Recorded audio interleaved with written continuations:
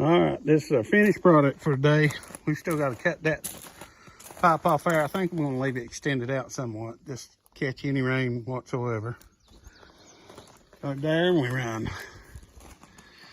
all the way down the back side. We probably got 3 foot of gravel in there, or at least 2.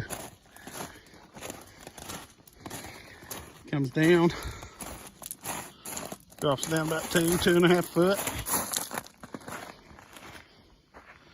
Comes across and out into the runoff. There's a culvert right over there.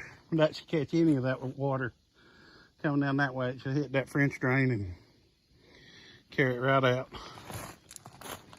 We'll know by probably in the morning. It'll probably be enough running on out of that hillside to fill that little channel up. We had to dig us a little hole so we could scoop out water to mix cement.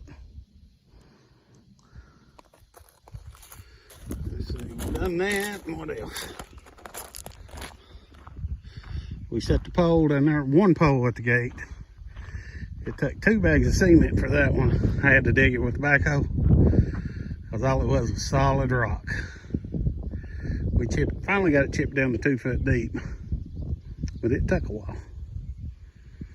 But that's what we done. When we come back, we'll be punching our holes and setting our poles. Then putting our rafters and going up with it. Just getting it to that point's taking a lot to get it to just be able to set the poles. It's like up at the house when I do something, it's normally pretty level up there on top of the hill where we moved. Don't have to do all this, but there's a lot to be done just to prepare for a building. Okay, but that's what I've done today. Make sure and like and subscribe.